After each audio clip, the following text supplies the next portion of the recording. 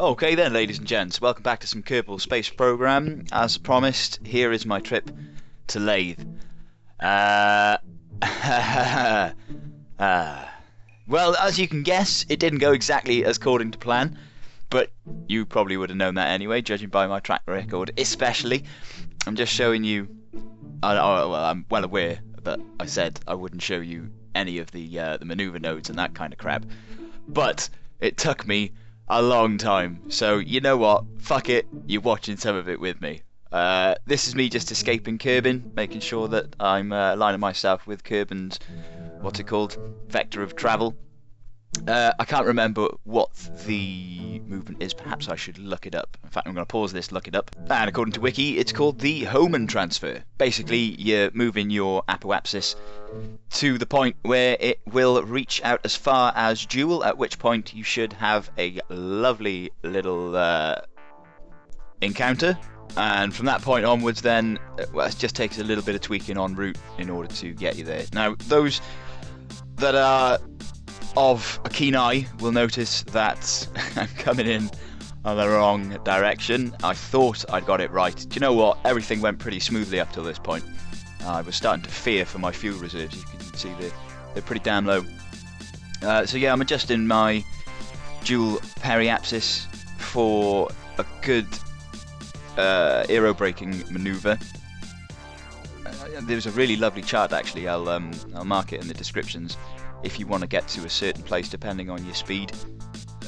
Just it gives you a good altitude to aerobraking Jool. And so yeah, I used that. Came out pretty handy. I'll be honest, I did take a couple of tries just to get it right. It wasn't that many, maybe 3.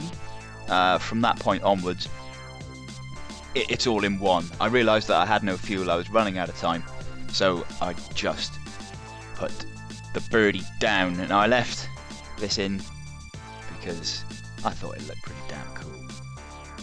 And it's not often I get to see a plane that I built burning up in the Julian atmosphere. Skip quite a lot of it though, it does go on for quite some time.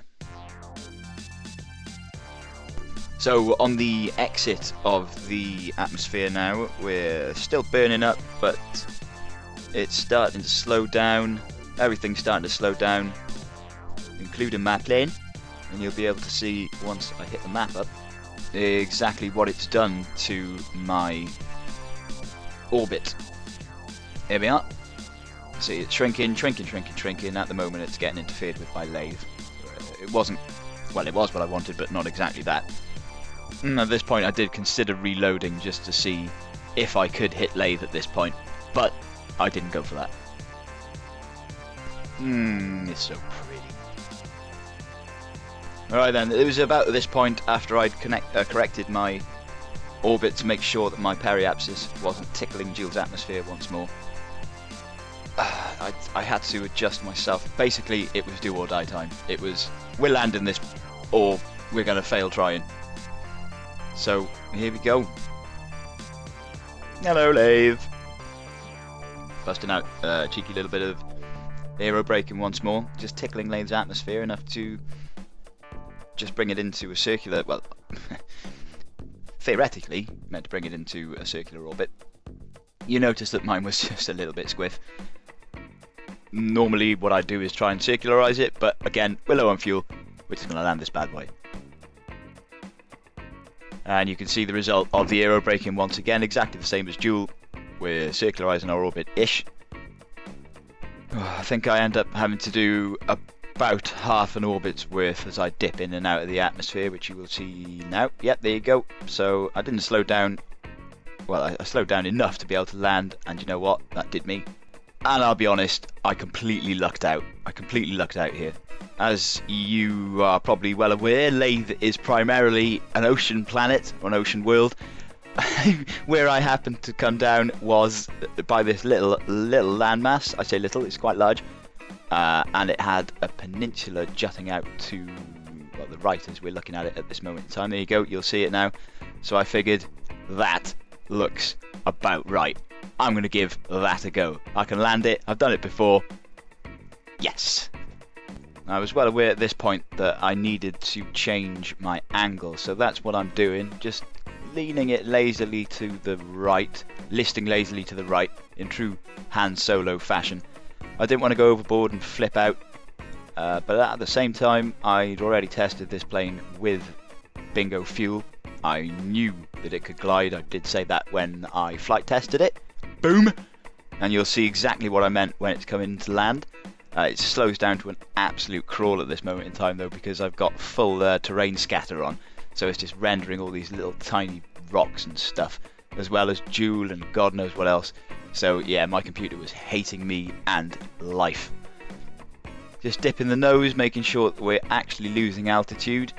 Again, you've seen me slam this thing into the dirt, you know what the result will be, and it was just a matter of time now.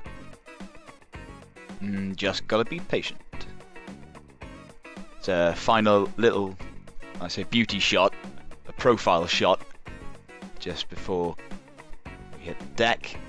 I might have gone overboard on the lights, as you can probably see. the amount of additional UV I'm bringing to this planet with these lamps is unbelievable. We've got plants sprouting as we speak.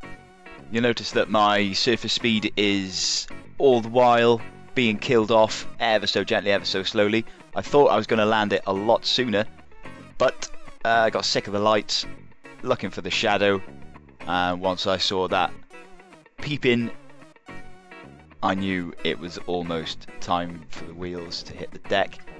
I said I just used a bit of patience. I didn't use any quick saves, quick reloads. This is all in one. Just scoot over those boulders. Easy. And at this point then, I kind of knew that it was going to go well. And there you go. All wheels are on the deck. I didn't have any braking on my front because it sort of bends the plane into an aircraft shape. An aircraft shape? That'd be good. A banana shape. So only braking on the rear wheels. You'll notice that I haven't actually applied the brakes yet. I've got them set to a joystick button. For some reason they weren't applied. There we go. There we go. Now I'm braking. Now we're slowing down. Now we're stopping. But to be honest, they're about 29 meters a second, whatever it was. There's not really that much speed to kill off. Brakes will do us good. And that's it. Job done. And so, of course, the mission in inverted commas. Yeah, well, I figured, you know what, we landed it, might as well do something. So I'm not here for science, I'm not really here for flags and collecting dirt and all the rest of it. It was more just a, can I do it? The answer is yes. Can I get back? Nope. Can I visit the Kraken? Nope. What could I have done differently? Quite a lot. Mainly orbital space stations, refueling and all the rest of that. It's well within my capabilities, I have done it previously. But yeah, I just wanted to see if I could do it in one go. And you can see the answer is a distinct no. So of course the rover, we took him all the way here, can't forget about him, was deployed in order to fix the little problem that you saw there with my ladder not quite reaching the deck. I had planned for that as well. I was hoping to end up on a slight incline, but you know what, I'll deal with it. Pro departure there as the as my rover fumbles around like an absolute boss. Wasn't really designed for this. I mean, I did test it on Kerban. I knew it would drive around fine, but yeah, all the rest of the engines, all the additional RCS fuel, complete waste of time. But never mind, I did use the RCS. During some orbital maneuvers. Now I'm just booting it round just to pick up Billy Bob. I don't remember his name. I was fortunate actually that he could reach up and board it. That would have been fun. I figured, seeing as we've got one of these boys out, we might as well make it symmetrical. And of course the mission, don't forget the mission, most important part of all of this. Right, pass. And that's it. I don't really know what I'm going to do next, whether this is going to be the first part of a rescue mission. It did happen previous, when I had Jebediah stranded on Unit for 6 years. I don't know. We'll see. We'll see. Anyway, hope you enjoyed it. Thanks very much for watching. If you made it this far, which I doubt many of you have, I'll see you in the next whatever it is that I do.